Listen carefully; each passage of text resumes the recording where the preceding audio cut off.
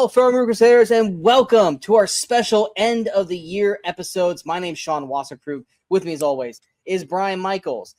I'm wearing my holiday sweater, the only one I've got. It's Gremlins, which means we're past the Christmas season, and now we are on our March to 2026, which means only one thing, that the Movie Crusaders now have to compile all the movies we've watched this year and come up with our most disappointing, most surprising, and best and worst films of 2025.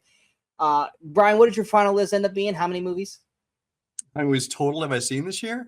Yeah, there are 174 on my list. 174. Yes. That were 2025 releases. 2025 releases. Now that's theatrical, that's streaming, that's documentaries, that's live, everything. See, I felt good about I take that back. I take it back. There are three I list my list, but as partial. So it's only 171 because I bailed on 3 of them.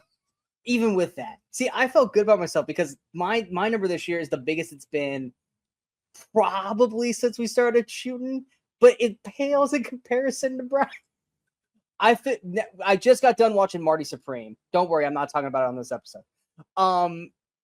And I finished at, I think, 124, 125, and I'm like, holy crap, because I think last year I got to I got to 100 and something last year, but it was like 106, and I was like, all right, I dominated compared to last year. 171, 174. It's like shit, man. So that was more than I usually have in a year. I think it's I'm up late at night a lot. I know you like work in the morning, so you don't have that advantage, but not as much as I'd like to anymore. I'd say most of my movies get watched late at night. That's how it used to be for me, is I was watching them at like 3-4 o'clock in the morning. Yeah. And even with that, with my 124 and his 171, there's still a good chunk of my 124 that he has not seen. And there's definitely a lot that I haven't seen, clearly, by him. But there'll be movies that I'll be talking about that Brian has not watched. So it's like, how did he watch 171 movies? And Sean watched this much, and Sean still watched movies that he didn't see, because there's like 500 movies that came out this year. Yeah. And that's the wonder and beauty of these lists. There are movies you'll be like, why didn't you mention that? Because we didn't fucking see it. That's why. There's still, I still have a list of like 20 plus films that came out this year that I wanted to see and just ran out of time. Brian's got that same, probably longer list of that, where they're movies we just wanted to see. But guess what? It's 4 days till New Year's, and we can't wait any longer. We have to shoot these videos. So it's kind of like, here's the end date.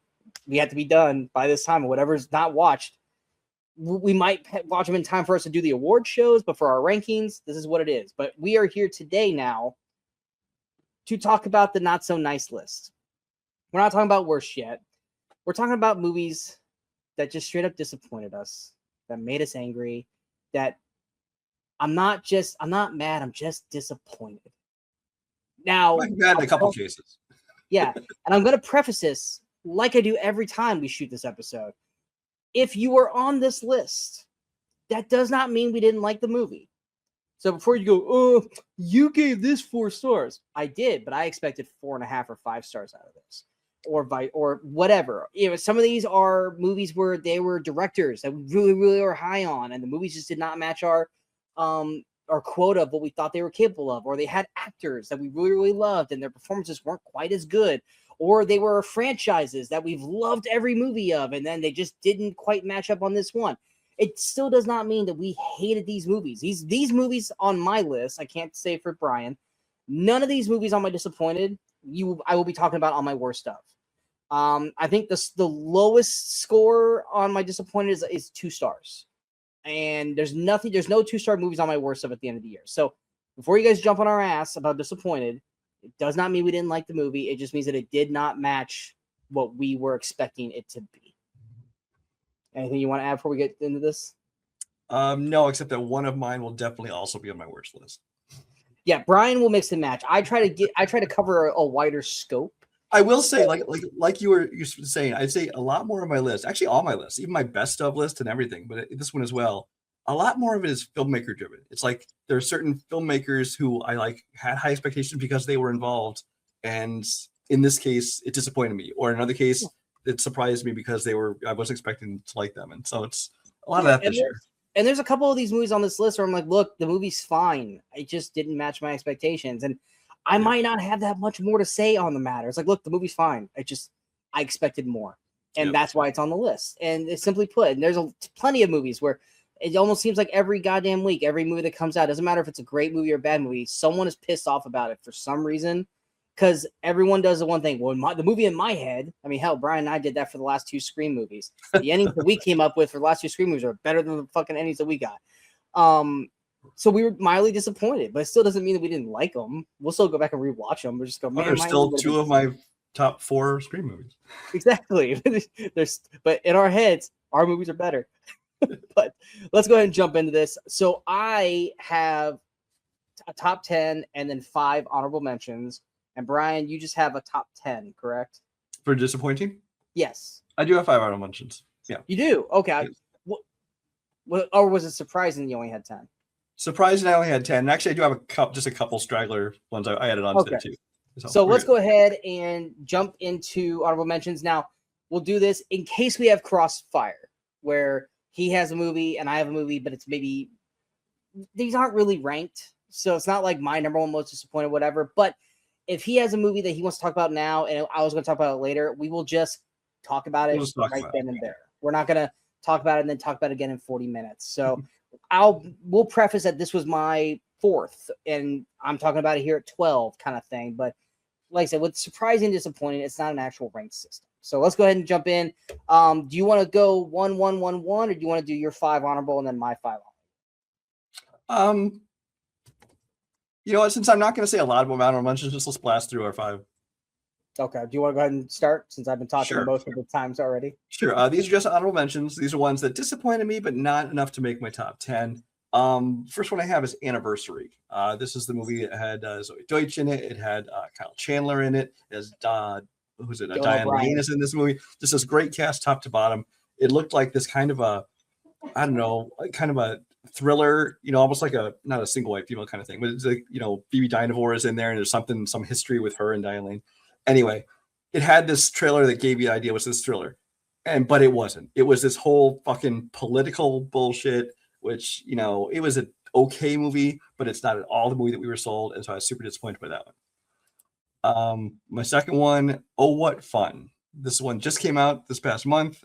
Christmas movie starring Michelle Pfeiffer and Dennis Leary. It's a weird couple, by the way, to put together. It very much is, but I was there for it though. Another one like, hey, Christmas movie, since there aren't a lot of Christmas movies that came out this year. It's got people I like in it.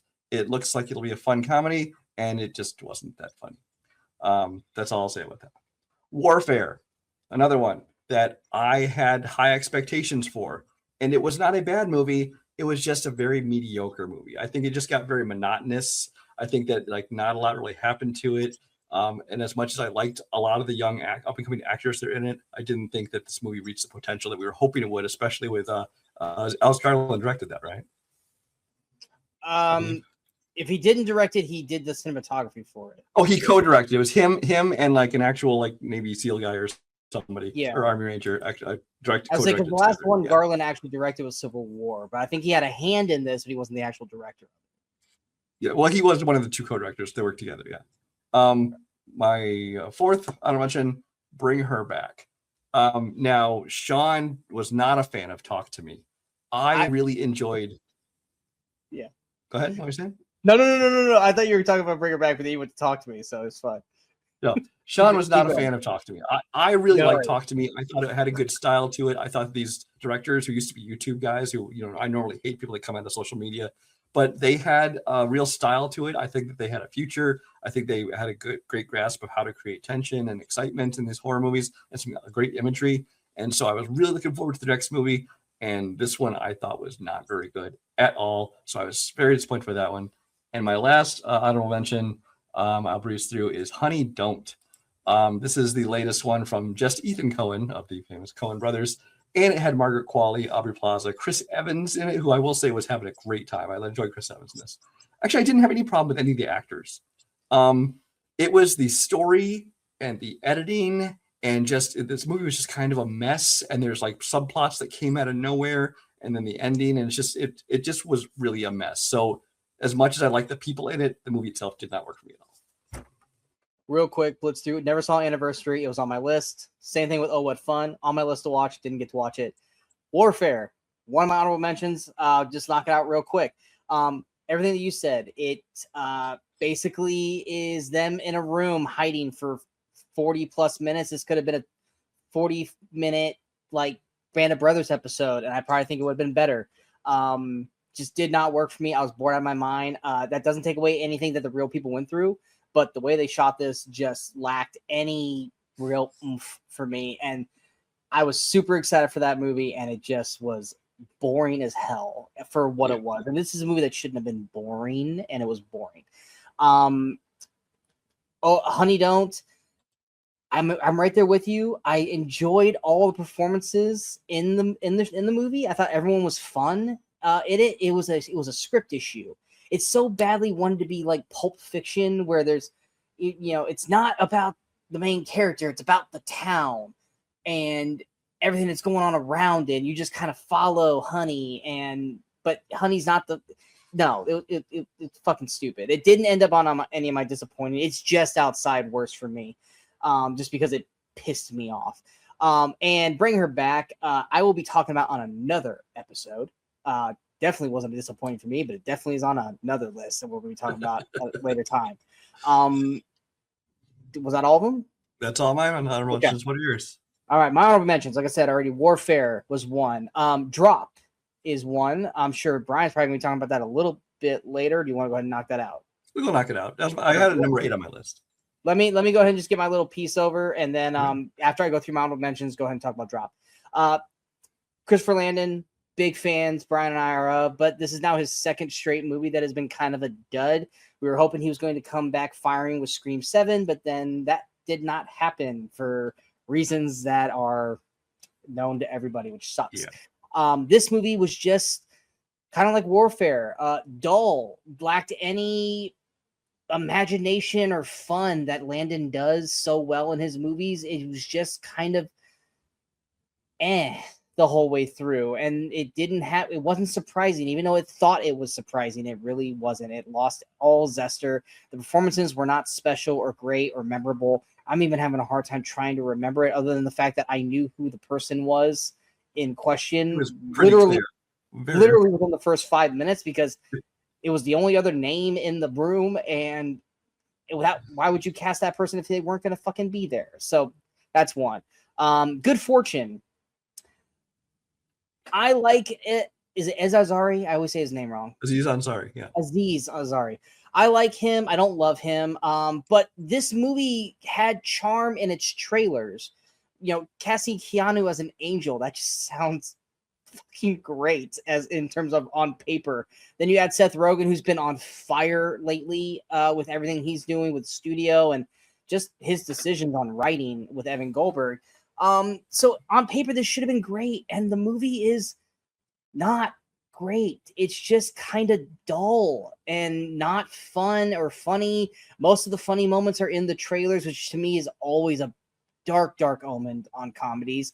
And the movie just kind of ends, and you're just like, I feel like I wasted my time. So it was a big bummer on that one. Like I said, I didn't have high expectations, but watching those trailers and seeing Keanu as an angel, I was like, this could be actually really fucking good, and it wasn't. I'm sure Brian might be talking about this one because we both talked about it during our half-year review, and that is Fountain of Youth. Yes? No? Yes. Okay. Fountain of Youth.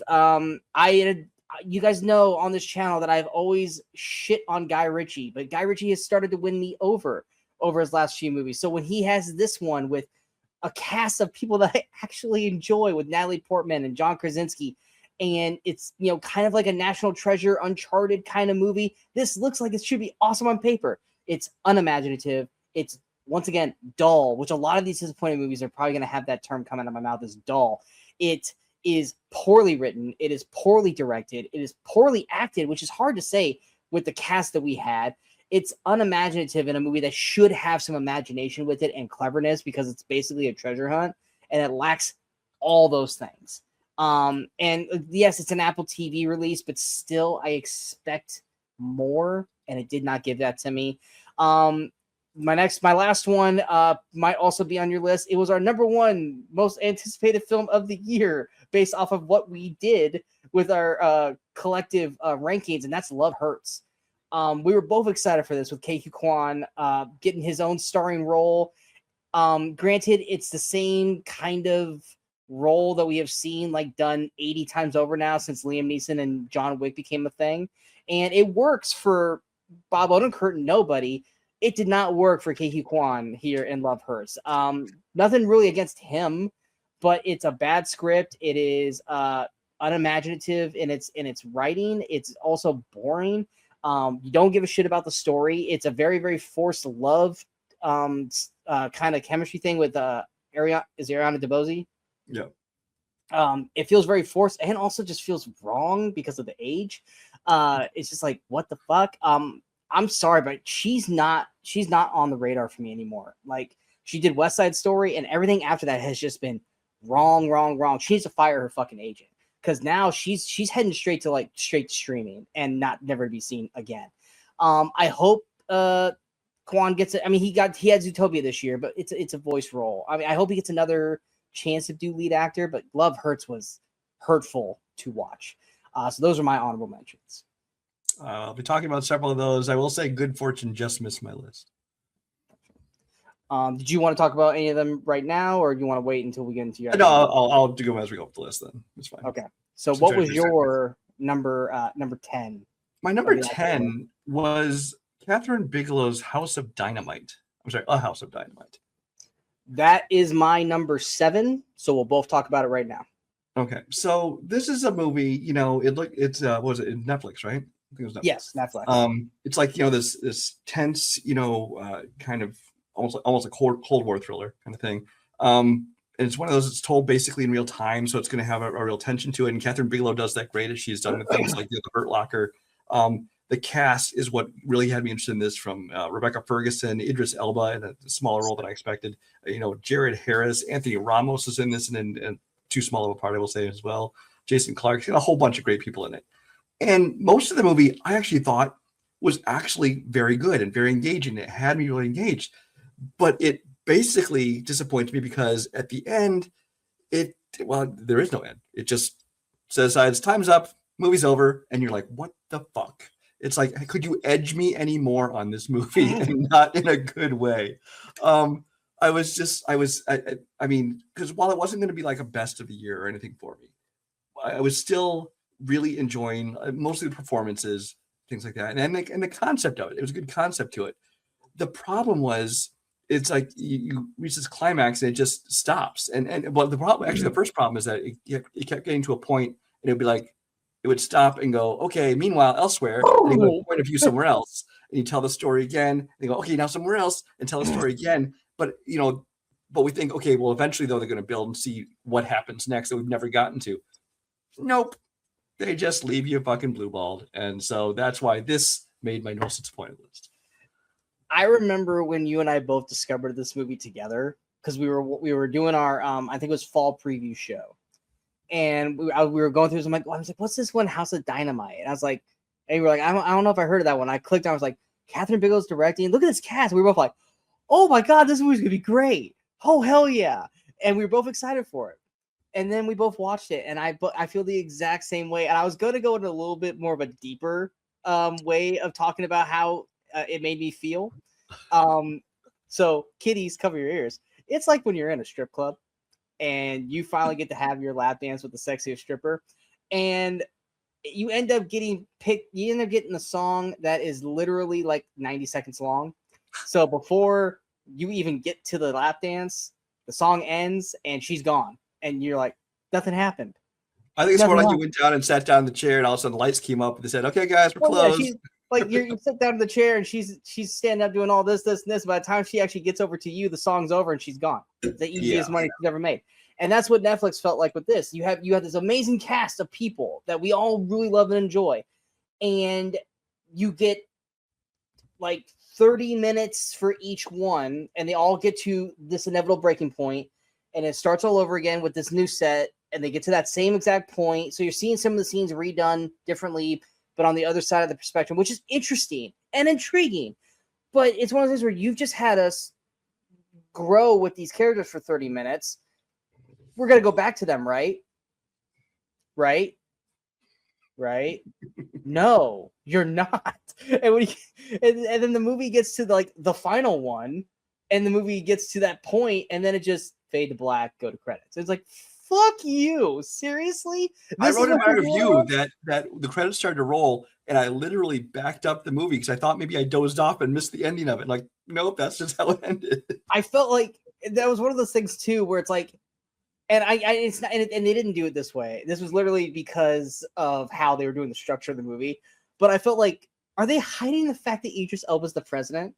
Because they're not showing Idris Elba. Because the first like what hour and a half, it's just him on the phone, but they never like take the camera to him. I was like, is this supposed to be like a big reveal? But you know his voice, so it's like, yeah, exactly. So I was like, why are we hiding that he's the president? And I was like, oh, they're not doing that. They're just, it's because it's, yeah, I get it. But like at the beginning, when you don't really know what the structure is, it's like, why are we not showing Idris Elba right now? Like, why are we only hearing his voice?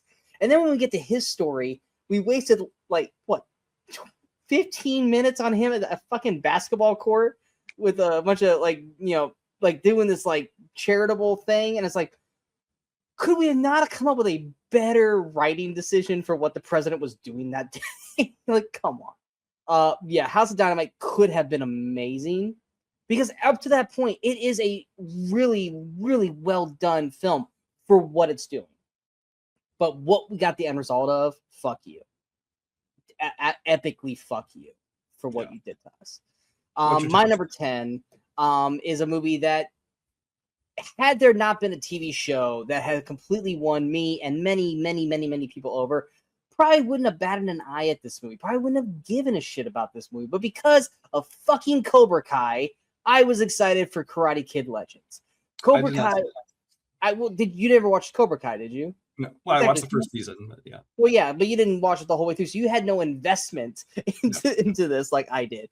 And because Cobra Kai is amazing, cheesy as shit, but amazing in what it's doing. And so when Karate Kid Legends was coming out, and it was basically continuing, kind of, to a point where it's like, okay, well, I want to see where we go from here. I'm excited with this. We get the introduction to Ben Wong. Or is it Ben Wong or Ben Wang? It's spelled W-A-N-G. I don't know how you pronounce it. But okay. Wang, I'm assuming. New up-and-coming actor. He's fantastic in The Long Walk. He's going to be in the new Hunger Games movie that comes out next year. This kid's going to be great. I really, he's great in the movie. But this movie just did not know what it wanted to do. It was, I think, the first half of it, which some people didn't like the first half. I really enjoyed the first half because I thought it was doing something kind of new. And I wouldn't say original, but kind of new in the Karate Kid aspect of it. I was really enjoying it. Joshua Jackson also was really, really solid in it as well. And then halfway through the movie, they're like, oh, wait, this is the Karate Kid. Let's just stop what we've been building for the last hour and make this a Karate Kid movie. And they basically fast forward through everything to go, oh, we haven't, we missed it in the first hour. We got to catch up and, you know, to where the movie should be. They forced Ralph Macchio and Jackie Chan together. They don't mesh well in the movie. They feel like they're just clashing. Not like they hate each other, but just feels like they're not on the same level character-wise. And so it's like, I don't know which one I should like more. Obviously, Ralph Macchio, because I have more time with him than I did Jackie Chan, who was just in the one movie. But like the villain aspect, like that's what the Karate Kid is. You have to hate the villain. And the villain is just a generically written like douchebag who does not give the time to develop like a LaRusso, or not a LaRusso, Johnny Lawrence did. And the movie just kind of ends. And you're just like, that's bad. That's just bad writing. So yeah, Karate Kid Legends did not work. And I blame Cobra Kai for being so fun and awesome for me to actually even give this movie hope. What was your number 9? My number 9 is 28 Years Later. This just missed my list. Now, I did not put it on there because I was like, did we really care about this movie in general? I've never been a huge fan of 28 Days or 28 Months Later. They're both fine. I saw them both. Yeah. They were all right. I went back and rewatched them before this. They're still just all right. Don't love them. Don't they're okay. But this one, you know, the trailers I thought were very well done. You got Danny Boyle returning to direct. You got Ray Fiennes is in it. You got Aaron Taylor Johnson, who you know is our boy, no matter how many bad decisions he makes.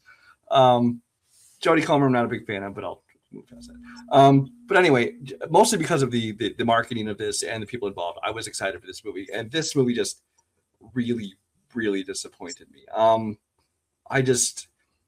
found myself bored most of the time.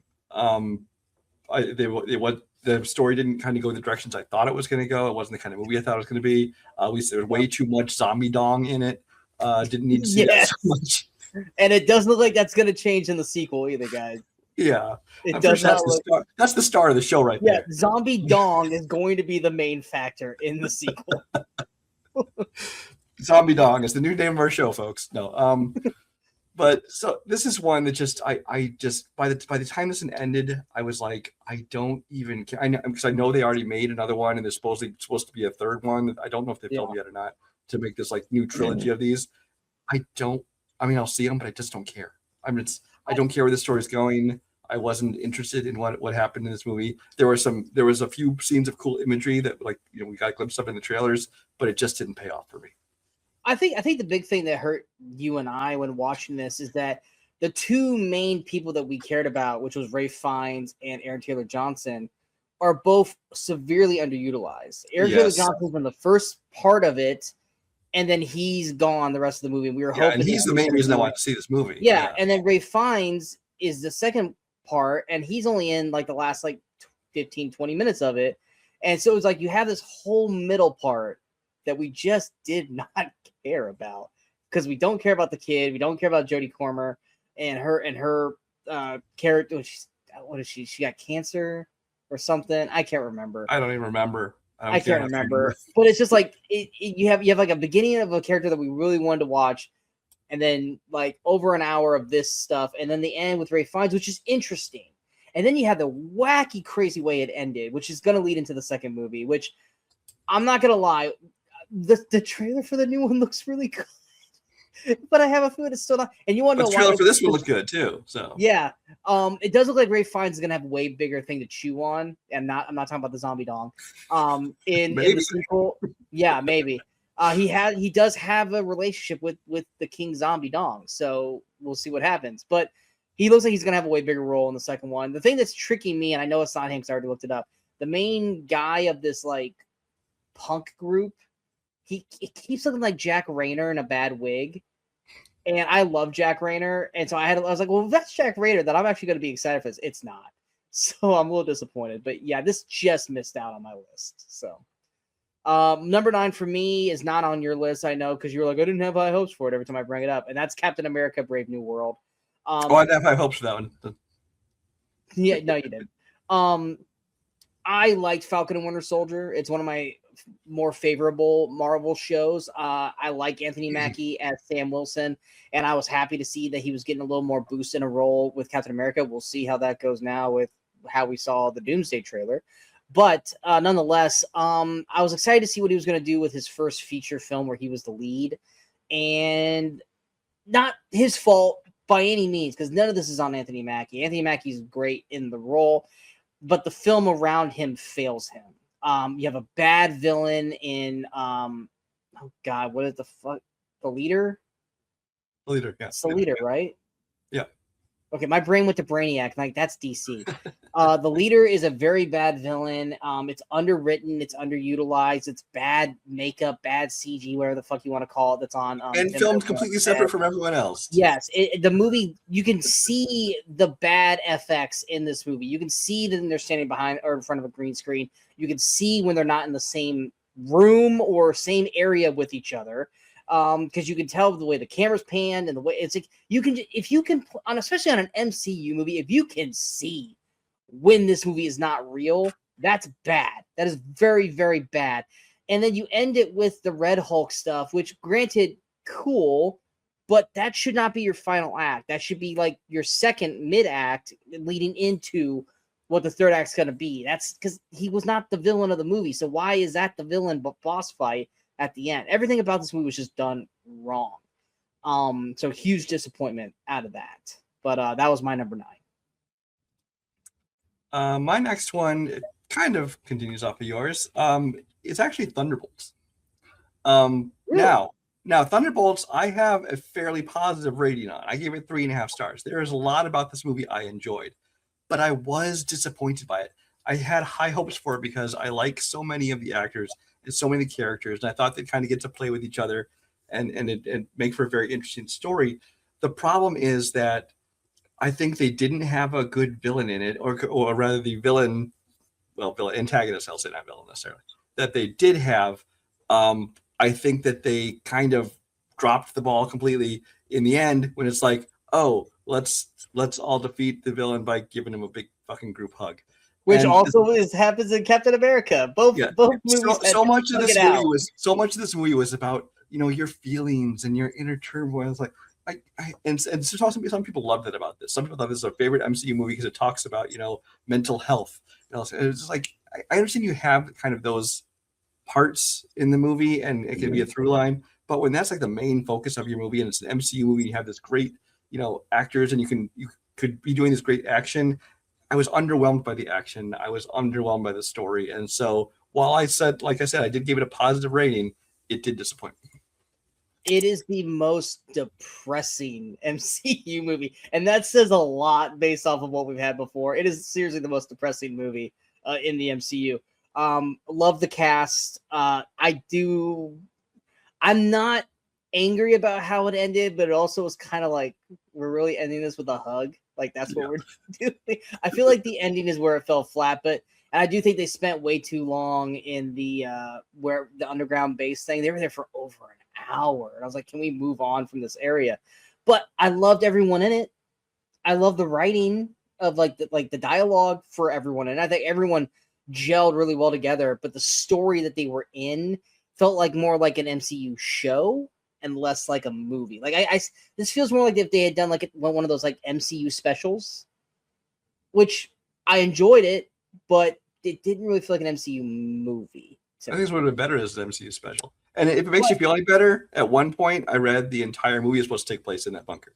So I think they backed off on that. So it was a bottle episode, basically. Keeping this thing fucking rolling on. Number 8, Fantastic Four: The First Steps. MCU's had a great year, huh, folks? MCU, like I said, Thunderbolts. I will say this: Thunderbolts was not the best MCU thing this year, but it was the best MCU movie this year. So I will say this: TV MCU beat the ever living fuck out of the movies this year. But yeah, Fantastic Four: First Steps. I was genuinely excited for this, because of the cast. I mean, you've got Eben. I always say his name wrong. The guy who plays Moss Backrack. Moss Backrack. I always say Eben Moss, but I always say Backrack wrong. So I always try not to say it. I think that's how it's pronounced. I'm not even sure. So. Yeah, but I love the actor. He's underutilized this thing. Obviously, oh God, Human Torch. Joseph Quinn. Joseph Quinn. Who I love.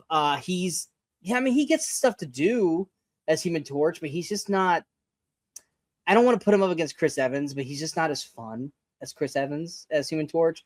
Pedro Pascal is kind of just Pedro in this. Like, he doesn't feel like Mr. Fantastic. He just feels like Pedro, which we all love Pedro, but that's not Mr. Fantastic. And Vanessa Kirby's, I think, probably the best one of the group, but it's not that high of a bar. But the movie's just kind of boring.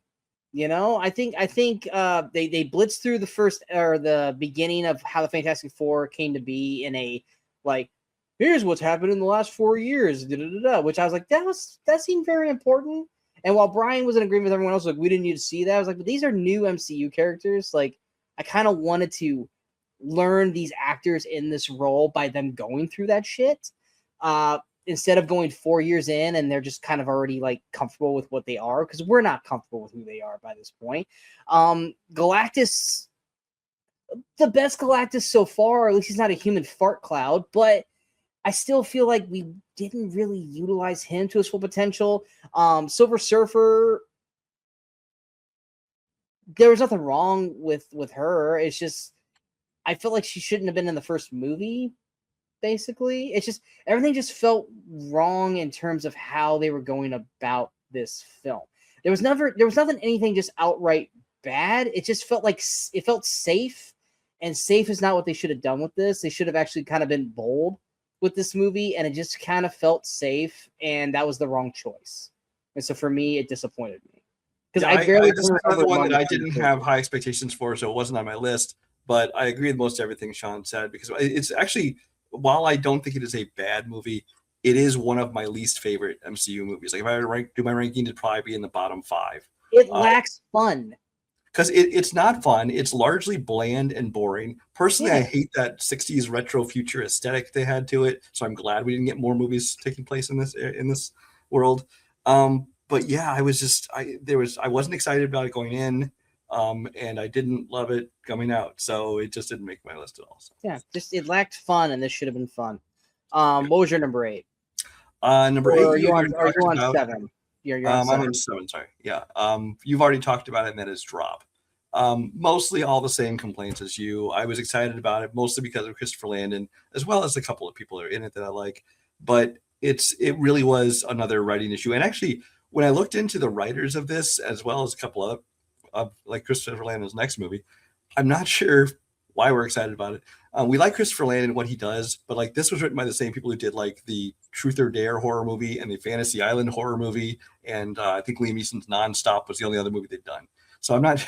So that's not a good writing pedigree to start with. But because of Christopher Landon, we're excited about this. Like you said, this is 2 duds in a row. He's no longer going to be enough to get me excited for a movie. Will I check out a movie he does? Yes, I will. But I'm not going to get my hopes up anymore, because I think maybe he's only good at doing like those horror takes on, Back to the Future, his horror take on Groundhog Day, Freaky Friday, or Groundhog Day. Yeah, those kind of things. It's like that's his niche, and I'm not sure that he's successful outside of that. I would have liked to see him do Scream to find out, but we lost that chance. Yeah. Number 7, I already talked about, which was House of Dynamite. So back to you for your number 6. All right. This is a sequel, I guess you call it, a reboot sequel. This is The Naked Gun. My number 4. So we'll talk about it together. I heard they were going to reboot Naked Gun. I'm like, okay, I don't know. The spoof genre is kind of tired, but sure, go back to. Especially once I found out Akiva Schaffer was directing it, from the Lonely Island. So I'm like, that's a good start to it. They said they cast Liam Neeson in it, and I thought about it for a second. I'm like, that's actually just perfect fucking casting, because he's known for being like a serious guy. And he's obviously he kind of plays it straight, but he's supposed to be funny. Which is perfect for him. But he can do comedy, because I've seen him pop up in everything from Ted to other movies where he can do comedy. So I was really looking forward to this one. The trailers looked amusing, especially the OJ joke was funny. But I was like, okay, maybe they didn't show the best stuff in the trailers. They did. It was. I largely didn't laugh in this movie. I mean, I chuckled or smirked a couple times, but a lot of people have been raving about how much they loved this movie and how funny it was, and I was just largely disappointed by it. I just didn't find it funny, which for a comedy, that's kind of its whole thing. Spoofs, I guess, are making a comeback with this and then Scary Movie next year. And I was kind of in the same boat as you when they said, hey, we're doing Naked Gun. I'm like, I was never really a huge fan of the Naked Guns to begin with. I like Liam Neeson, but Naked Guns were like just kind of like okay. But once again, I saw the trailer and I was like, okay, this has a tone that could really work. I was excited to see they got Pam Anderson. I was like, okay, let's let her go and do this. And the movie, it has clever like spoof stuff in it, but it doesn't necessarily mean it's funny, because it's like you have like, okay, that's clever, keep going so you can get to the big laugh. And then it was like, that was clever, we're just stopping. It's like, but you didn't finish. Like right. There's points where you chuckled, like, okay, that was good. But there was never a straight out bust out laughing. And the parts of it that were funny was stuff that we had already seen before. And it was funnier then, like the our boy, God damn it, blanking on his name. He was the henchman. Kevin Durant. Kevin Durant. Yeah, that's what I remember what you're referring to. Gotcha. Yeah, when he was spying on them through like the heat thing, and it kept looking like they were in sexual positions, but they were just like, fucking around, like cooking stuff in the kitchen. That's hilarious. but that was done better in Austin Powers. And it's like, okay, cool, they're doing the Austin Powers get up, but like they did it better there than they did it here, you know. And honestly, I thought the snowman part was probably the only part where I actually like legit like was like, okay, this is actually kind of funny. But it largely was just kind of like when you're watching dad jokes and you're just like, oh, okay. Well, that's the thing with spoof movies is like spoof movies really are all about just quantity of jokes. That's because for everything going on in the foreground, there's another joke going on in the background, like in every scene. And so it's like it's a matter of, you know, a hit to miss ratio, and the hit to miss ratio was dismal in this. It was dismal. Yeah, and like I said, one of the probably least appreciated spoof movies that Brian and I both agree is wildly underrated was Loaded Weapon. And because it had a great ratio of funny in the front and then funny in the back, where you could watch it multiple times and you could pick up on a new joke every time that you didn't see that first or second or even third time. This one, everything was right here. And when it did do stuff in the background, it wasn't interesting enough to pull me from what was here. And what was here really wasn't that interesting either. So by the time you got to the end of it, it was just like, I don't think they really needed to do this. Like, this didn't leave enough of a mark for me to want to see a sequel. I mean, granted, if it comes out with another one, we're going to watch it for the fucking channel, but it didn't leave a great lasting impression. But everyone else seemed to really love it. But Brian and I were both on the same page. We're both just kind of like, on it. My number 6 is a movie that I had very high hopes for. It was my number 1 most anticipated movie for the fall, and that was The Smashing Machine. I was really anticipating this because of The Rock. Everyone's like, this is gonna be Rock's chance at an Oscar, and you know, finally everyone's gonna appreciate how well of an actor The Rock is. And I will admit, he is great in this role. He acts his ass off for this role. Emily Blunt is great in this movie. Ryan Bader, who is a UFC fighter who has not a lick of acting in his life, he's great in his role. But the problem is that there's no actual story in this movie.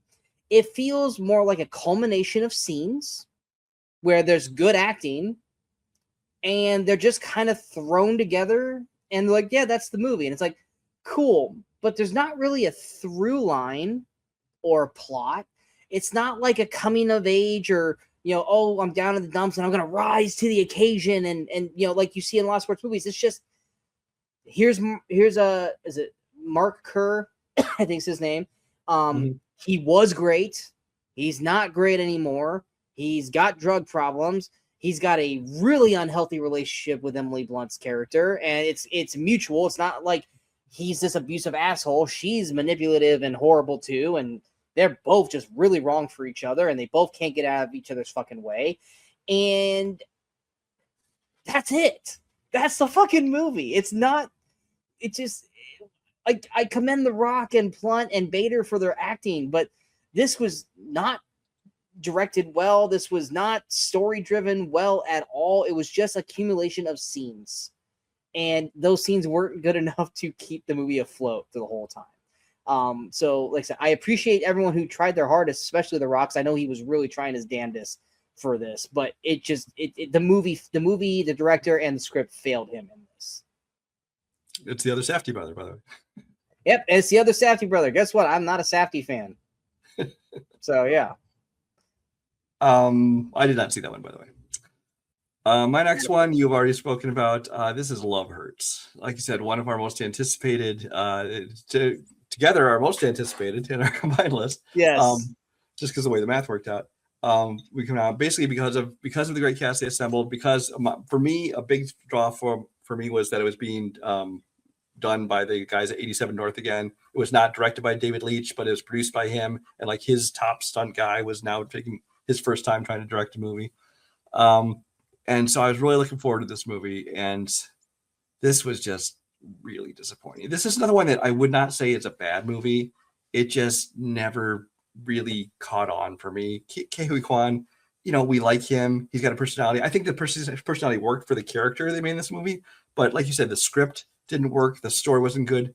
The love story was totally forced, and I felt no chemistry there whatsoever. As you covered, Ariana DeBose has kind of done nothing good really since West Side Story. I mean, what has she had? She had Argyle. She's had this. She's had Craven.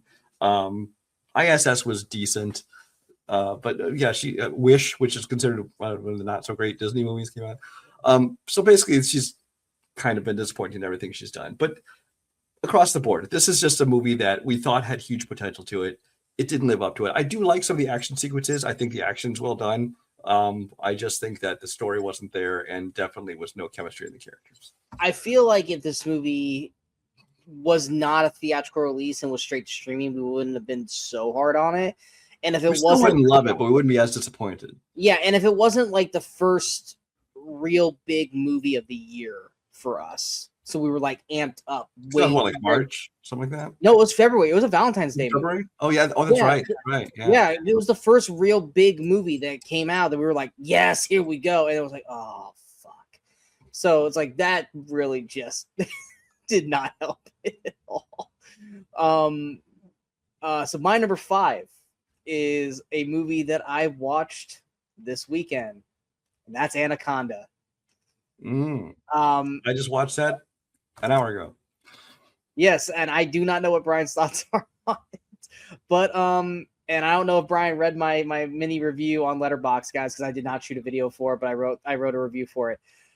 Brian and I laughed about this movie because we kept hearing about Jack Black and Paul Rudd making Anaconda. We were like, that's not real. Like that's a joke. That's not going to happen. And then they dropped the trailer. We're like, holy shit, this looks funny. And my anticipation rose immensely. So like, this looks like it's going to be the first movie of the year where I'm actually going to laugh and have a good time. So I was really excited going into this. And the movie just feels off. It feels like there's something missing. No one's bad in the movie. Jack Black's great, Paul Rudd's great, Thandie Newton's great, Steve Zahn's great. Even Shelton Mello? Selton Mello. I actually thought he was quite funny. I was like, it was one of those like you kind of had to like get used to him, and then by the time I got used to him, I was like, I'm actually really enjoying this guy. I think the cast is all great. The story, they could have used a little more time to develop the characters, especially Thandie Newton and Steve Zahn's character. They kind of like drop like little dialogue lines about their character, but it's like we really should have unpacked that a little more. Like we get plenty of time with Rudd and Black. We don't get enough time with them.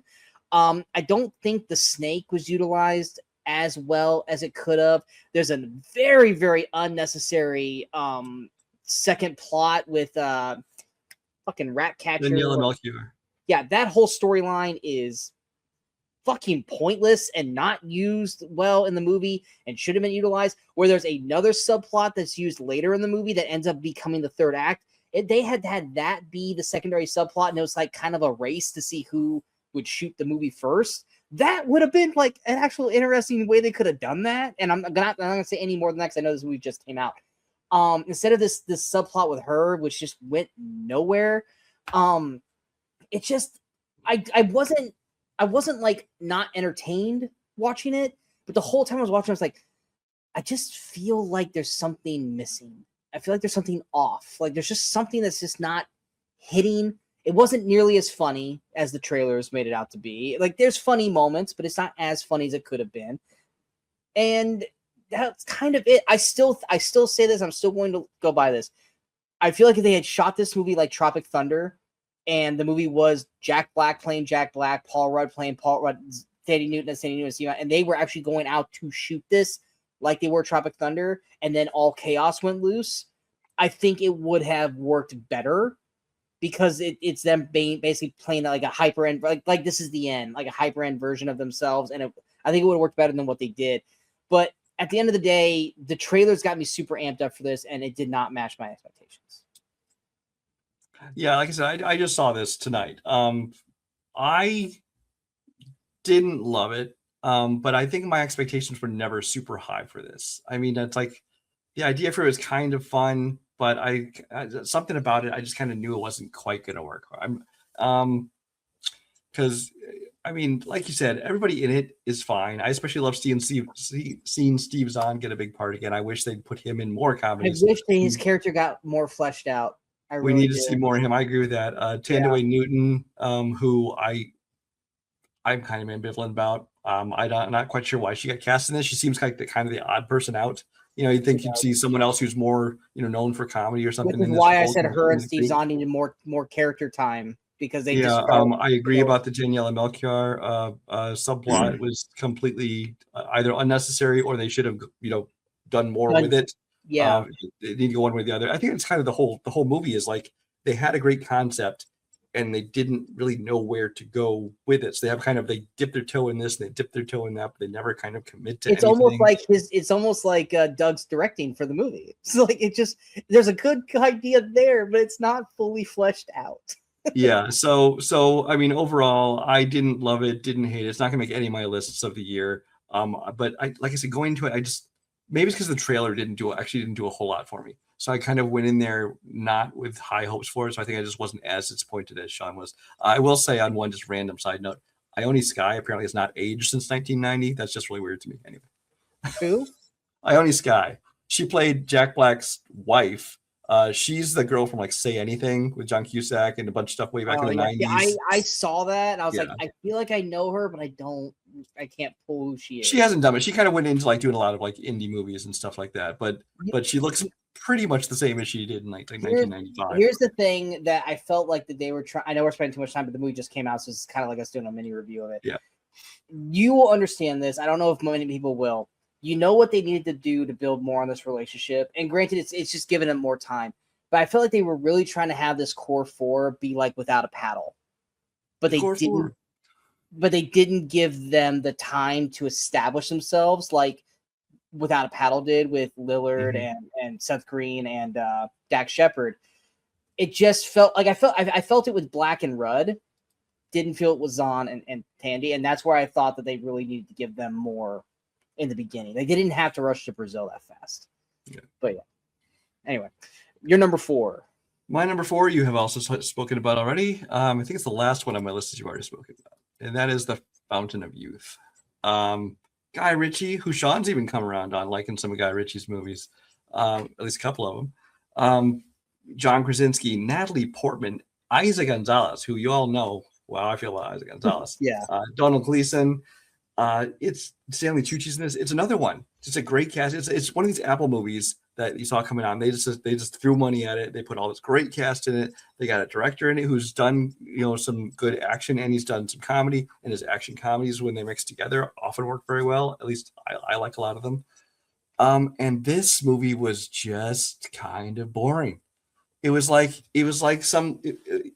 basically like in the wake of Raiders of the Lost Ark, like hundreds of imitators came out trying to have that same kind of swashbuckling adventure, archaeology, whatever it was, searching for that MacGuffin, all the traps and the other people that are coming after it. And they tried to copy it. And so many of them were just bad. Occasionally there was one that was okay, but a lot of them were just sad knockoffs. Even up to, doing things like The Mummy or even National Treasure to some extent, which are, kind of in that same vein. They're decent, but they are obviously not Raiders, but that's impossible. It's an impossible bar to clear. But this is one of those that just felt like it wanted to be like these old movies, these, adventures, but it was just kind of badly made. It was boring. It was bland. It turned into just kind of CGI fest, and the climax, which kind of takes you out of it. And really, if it weren't for a cast of like known people, this would feel like one of those like straight to video, like Indiana Jones wannabes. But because we know these actors, we had high expectations for it, and it failed. They also clearly wanted to start a whole franchise with that, and it's not going to happen, folks. No, it's not going to happen. My number 4 was Naked Gun. We already talked about that, so go ahead with your number 3. Number 3. We're getting to the ones that kind of hurt me now. My number 3, I was really looking forward to. I like the original movie. I like the director of this movie. I like the star of this movie. I like the supporting cast of this movie, and that is The Running Man. The Running Man. Number 2 for you.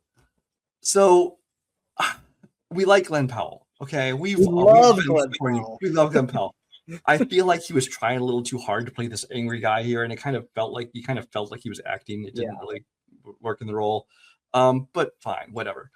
The bigger problem with this, and I know a lot of people try to compare it to the Arnold Schwarzenegger version, which isn't quite fair because that movie was like took total liberties. It was a whole different story from the original novella. If you did not call this The Running Man, I wouldn't even have considered the same movies, or even have like thought about The Running Man. Like, oh, this is like you might be like they have similar premises, but it's not the same movie. But because this one goes back to the original book, and it's a lot more faithful to the book, whereas the other one took a lot of liberties with it. So I have no problem with them doing that. The problem is that the story, again, here, I wasn't excited about it. I feel like the whole supporting cast with especially with Katie O'Brien. I thought they needed a lot more her because I heard she was in this, but basically the other runners besides him, they basically show up in like a cameo and then they disappear until you find out what happens to them later in the race. But they don't really get a meaty part in this movie that they should have gotten, like in the Schwarzenegger one where they got to like follow along with him for part of it. You have Lee Pace, who's hiding behind a mask randomly for half the movie, to the point where I'm like, wait, are they trying to reveal that it's some other actor? I'm like, no, it's just Lee Pace and whatever. But the biggest crime of this movie is Edgar Wright, because Edgar Wright, we love Edgar Wright. We love Edgar Wright's style. But this, and to a lesser extent in Last Night in Soho, but especially in this one, it feels like anybody could have directed this movie. It has none of his signature style. It has none of his signature humor, his signature camera work. It does not feel like an Edgar Wright movie, which is one of the reasons we were most anticipating this. Yeah. And so for all those reasons, I found it disappointing. Me number 3 on my list. I don't disagree with a single thing that Brian said. I agree wholeheartedly. I almost feel like we need to come up with a new award for the award show, which is the God damn it, give Katie O'Brien more time award for the supporting cast member that really needed more time. Because I feel like we say that about every movie that Katie O'Brien's in, is that she's not in it enough. Yeah. The one movie that we got plenty of her in, which was Love Lies Bleeding, which was great, but everything else was like, why? She's like Twisters. We need more Katie O'Brien, right, man? We need more Katie O'Brien. There was at least 1 or 2 other movies I could think of. Mission Impossible: Final Reckoning. She's barely in it. Exactly. It's like I feel like we need to almost come up with an award for her now because it's become a running joke for Brian and I to say this every fucking movie she's in. Yeah, but like this movie just once again, kind of like with Anaconda, you're watching it's like something just doesn't feel right. And a lot of it is because Edgar Wright's style is completely neutered in this whole movie. There's and I think the one time we actually got Edgar Wright was in the Michael Cera scene. And it also had one of the worst parts of the movie in that scene. But then which was Michael Cera's mom. But then once we got rid of Michael Cera's mom and it just became those two and we got that action sequence, I was like, this was the only time we were like, here's Edgar Wright. But it was there just as fast and it was gone just as fast. And then we were back to the movie that we were getting the rest of the way, which was just not fun. And because like the whole trailer, they're trying to make you go, this is going to be fun. It's going to be action-packed. It's going to be fun. Coleman Domingo is out there. We going to get you. And it's like, he's not even really utilized as well as we thought we were going to get. More him too. Yeah. Exactly. It was just Glenn Powell, love him, but like this angry Glenn Powell thing at the very beginning, we just felt very, very forced. And then like when he's in the game, they kind of went away from that. And then like at the end of the movie, like, oh wait, we forgot he's supposed to be like this loose cannon, angry guy all the time. And then they like turn it up to 11 to make sure you guys, well, we had to bring it back. And it's like, no, you kind of went away from that.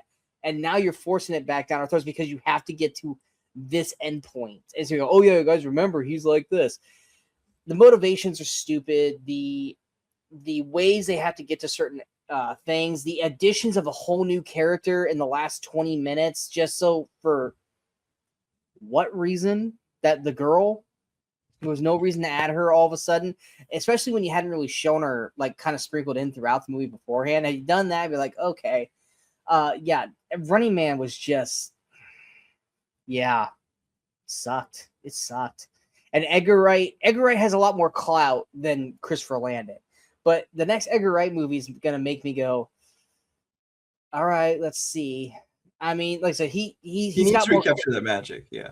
Yeah, he's got more clout. Like with Landon, we're like, oh, it's going to depend on the script. It's going to depend on the cast. Edgar Wright, like, okay, cool, it's Edgar Wright, but I think you and I are gonna be a little more, yeah, it's Edgar Wright, but let's fucking see how he does, kind of thing. That was my number 2. So I'm gonna go ahead and go with my number 3 now. Yeah. My number 3 is a movie that I had highly anticipated. Brian had no anticipation for this.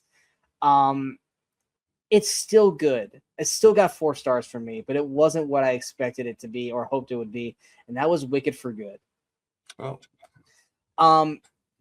I loved the first Wicked film. Brian did not. But I loved it. I held while watching it before this one, I still got emotional at all the same points. So I was amped up and excited and ready to go for Wicked for Good. And while the movie is still good, it does not match the same energy or the same feelings that I had when watching the first film.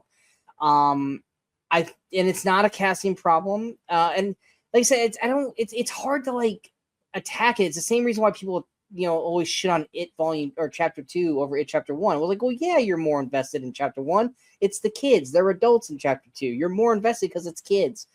And it's like with Wicked, it's like, well, yeah, you're more invested in the first half. A, it's got the better music, and B, you're growing with the characters. And the sequel, you already know the characters, and it's all like the downfall before you get to the finale. And we all know what the fucking finale is because we saw Wizard of Oz. And the other problem too was literally the Wizard of Oz. That was the worst fucking part of the movie, is that we're like, oh shit.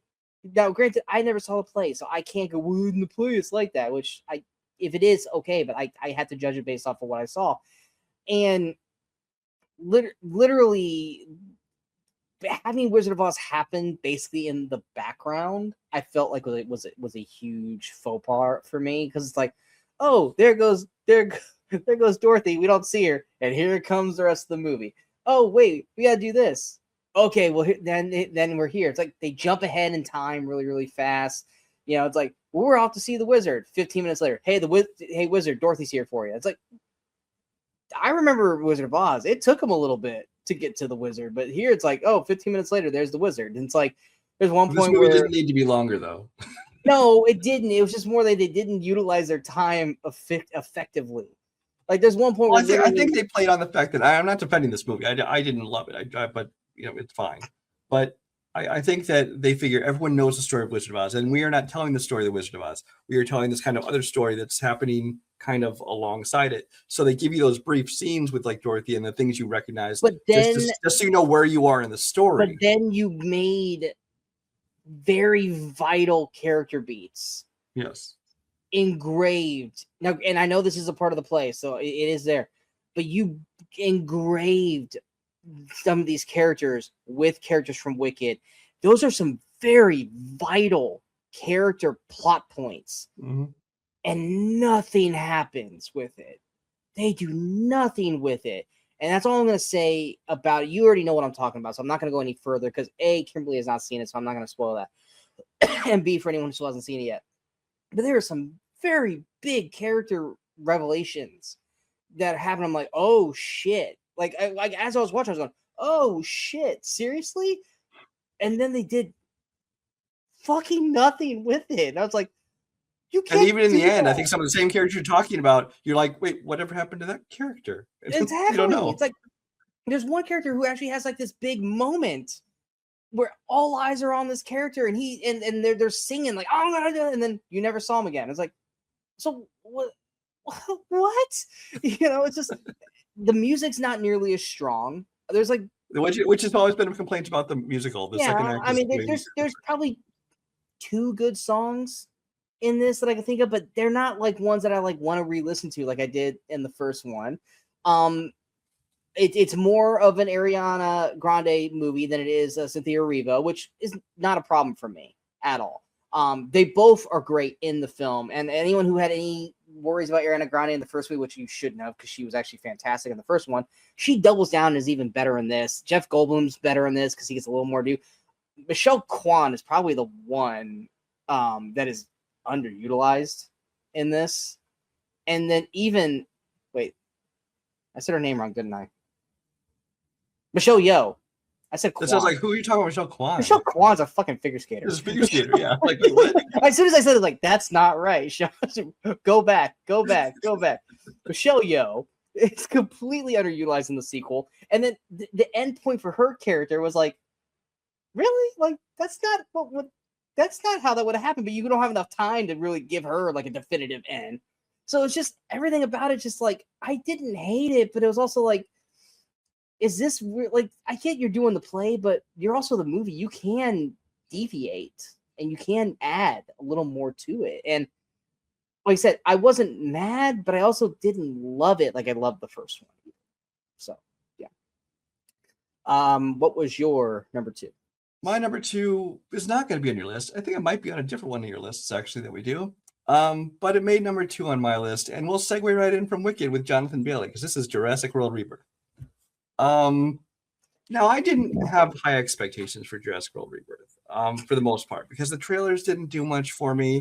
We knew they kind of rushed production on it. They replaced directors at some point, replaced writers, replaced actors. The cast didn't really jump out at me. I mean, they're all people that are fine, but they didn't have anybody that really I love in this movie. You don't love Scarlett Johansson? I don't love Scarlett Johansson. I think she's fine. I mean, I like her in movies she's in, but I'm not like a huge Scarlett Johansson fan. Okay. My biggest problem with this movie is the same one I had with Edgar Wright. They put Gareth Edwards as director of this movie, who I really like what he does when he gets to build a sci-fi world, whether all the way back to Monsters or especially in The Creator, which too few of you people have seen that. It's a great movie. I still haven't seen it. It's great world building, great effects, everything. Brian's so mad at me that I still haven't seen it. He's a great director. But again, here, he felt like just the director for hire. There's nothing in here that feels like he got to put his stamp on it, which is not a surprise because he was hired onto it less than a year before the release date. So he just had to like go with whatever script they had, go with whatever, production and effects they already had set up to go. He was just the director for hire, which is just a waste of his talents. But so he'll get his chance in the sequel. Yeah, well, hopefully. Well, assuming that he doesn't. I'm not excited about the sequel. Now I was never excited about this movie even coming out because I'm like, I like Jurassic Park movies, but it feels like if you're gonna kind of start a new trilogy, whatever they're gonna do, it needs more time, like we had between 3 and Jurassic World, because it's like it feels like they're just continuing on, but with none of the same cast from the previous one. So I wanted to like this movie, but just everything about it didn't work. I found it mostly, again, surprisingly boring. I found even the action scenes, which had their moments, but I thought they were kind of uninspired and a little lackluster. You have the Rancor monster, which they decided to introduce because they can't just have fucking regular dinosaurs anymore. You have the little baby Triceratops because, Grogu. So they wanted to make their own little marketing behemoth that they could put out plush and toys for. And all the kids be like, oh, look at the cute little dinosaur. Fuck you. So yeah, this is another one that I didn't hate, but it's definitely one of my least favorites of the series. And I haven't watched it a second time. I don't know if I ever will, honestly. I will talk about this on a different episode. So I will hold off saying anything else. My number 2 was Running Man, so all I got left is my number 1, which means all you got left your number 1. If our number 1 isn't the same, I am really interested in what your number 1 is. I don't think it is. I don't think it is the same because I don't think you were disappointed in my number 1 as much as I was. So no, you haven't. As far as I know, you haven't even seen my number 1. My number 1. R.I.P. Rob Reiner. He gets to go out on Spinal Tap 2. The end continues. I still haven't seen why did he have to go out on this movie? Oh my gosh, he couldn't have made one more good movie to go out on. Yeah, so the original Spinal Tap is a classic. It's a hilarious movie. It kind of created the mockumentary to some extent, or at least it perfected it, and it's been tried to be copied, numerous times over the years, but nobody ever does it quite as well. This one, it felt just lazy. It felt like too much of it was improv, but not well. I don't know if it's the guys just like don't have that snap anymore, or if they maybe in this case they tried to script it more, and that's what was wrong with it. But it felt like the worst bits from the cutting room floor of the improv. They just kind of put it in the movie anyway. I didn't find almost any of the jokes funny. I think I might have chuckled once or twice. I actually hesitated to put it on this list because it's honestly kind of what I expected going in. Because I didn't think he was good, especially with the trailer. The trailer didn't make me laugh at all. But even though my expectations were low, my hopes were high. I wanted them to recapture that magic. I wanted to love it, but it just felt like a pale imitation, and it wasn't very good at all. So, yeah, if you haven't seen this one, don't. Just keep the original one in your mind and don't. This is one of those sequels I'm going to pretend doesn't exist. I will never watch this movie again. I'm gonna have, because I haven't even seen the first Final Tab, so I definitely haven't seen this. I'm gonna ask you this, because it's right in the same realm. Just because I don't have anything else to add for the movie, so I'm gonna give this little caveat for you to talk a little more. Which one hurt you or disappointed you the most? This or Bill and Ted Face the Music? Bill and Ted Face the Music hurt more. Because, like I said, this one I kind of had low expectations for. For Bill and Ted, I was like, "Oh, this is going to be great." They've been working on this idea. They've had this idea of where this is going to go for years. Every couple of years they come out talk about how, "Oh, hey, we have this script and it's hilarious and everybody loves it. We're just waiting to get the money to make it." And so I was really excited about it. And then it came out and it was just completely disappointing. This is probably the worst movie between the two. It's definitely worse than Bill and Ted Face the Music. But like I said, I kind of went in knowing that this probably was going to be a sad imitation of the original. So I can't remember a single scene from Bill and Ted Face the Music. Again, that's one I watched. I think I did watch it a second time just because I was like, maybe I was just in a bad mood. I'm going to rewatch it and give it another chance, while I'm in a good mood. And I did, and my opinion didn't change. And I've not watched it since it came out in 2020, right? During the pandemic. Yeah, I think so. Has it really been 5 years? Whenever it was, I have not watched it since. I gotta look it up real quick because that's gonna bug me. Don't worry, guys. It won't take that long. Bill and Ted Face the Music. It was 2020. Yeah. It does not feel like it's been 5 years since that movie came out. Anyway, my number one. I'm surprised it wasn't on. And I know Brian's like, well, I wasn't disappointed because I had low expectations for it. Because he always says this shit when I'm over disappointed on something he isn't. But I figured this would have at least been on our honorable mentions. But fuck. There's a franchise that Brian and I both love. We were both super high on the first two films. We were both not as high on the third one, but I still held out hope because I had so much, weight on the first two, and this one disappointed me greatly, and that is Wake Up Dead Man, a Knives Out trilogy. This movie, what did you think it was? Because you were like eagerly like. No, I didn't know. That's what I was trying to think. I'm like, what is this movie? Yeah, no, Cons. Dude, yeah, dude, if you remember our review that we just shot, like what made you not think this was not going to be on my list? Well, because I didn't put this as a disappointment because I would say it didn't make my top disappointments list because it didn't live up to the other two. But again, it's not, at least in my opinion, it's not a bad movie. It's just not as good as the other two. But again, from what I'd seen in the trailer and from the cast and everything, I already went into it kind of having a low. What did I just say, Brian? I was gonna say. Which that's not knocking you. You say it like I'm like knocking you by saying that. No, it's just that we have different opinions of what we're anticipating and what we're expecting. Yeah. And mine was I was not as high on the film. So yeah. Go ahead. Like I said in the review, I'm not gonna beat a dead horse because we literally just talked about this. So I know I don't want to rush it because it's my number one, but I'm also not going to go over a whole review of everything we just talked about. We just did the whole review, yeah, it's the least Knives Out movie of the Knives Out films. Brian and I both love the first and second one. The things that make it not work well, it's a strongly mainly religious story, which already was on the wrong foot for me and Brian. The cast isn't utilized well like they are in the other Knives Out films. The cast surrounding the group, they aren't given that time to really breathe into their characters like the first two movies had. Half those characters are completely unnecessary. Yeah, it's strongly mainly Benoit Blanc, who doesn't come in until 40 plus minutes into the movie, which that was a huge faux pas for Brian.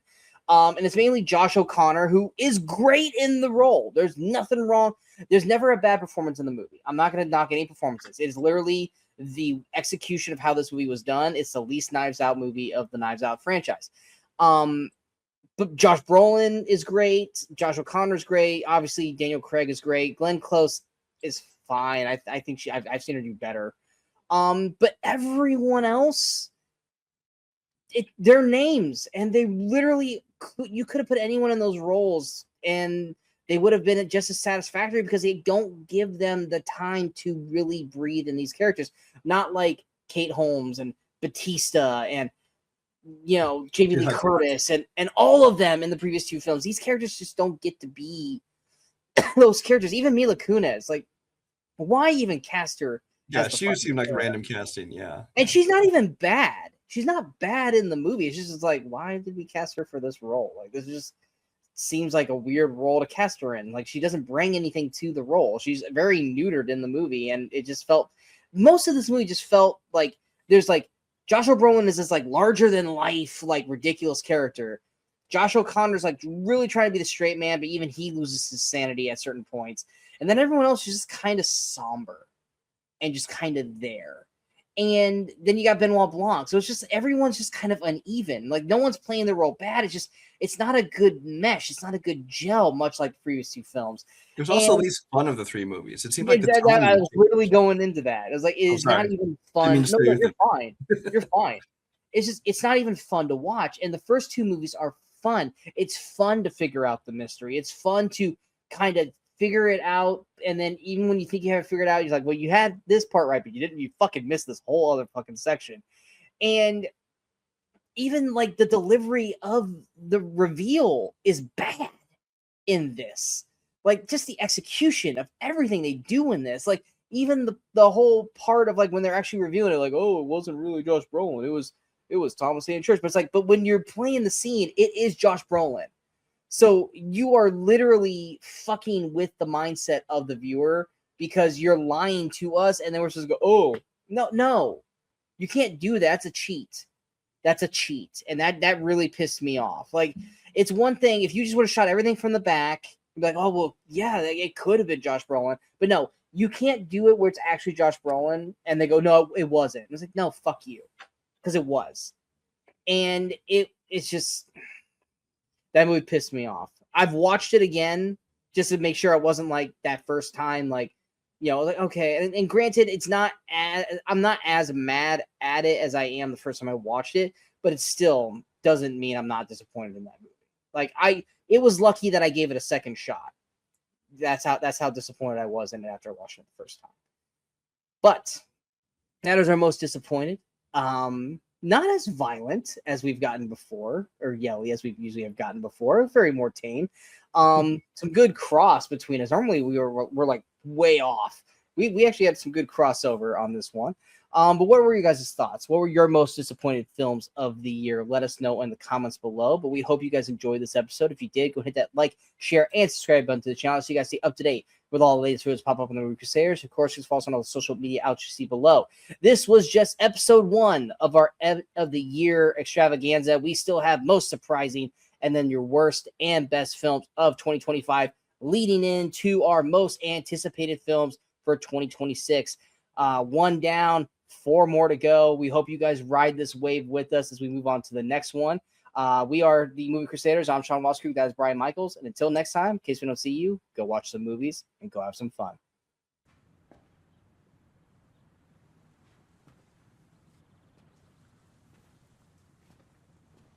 You're still here. It's over. Go home.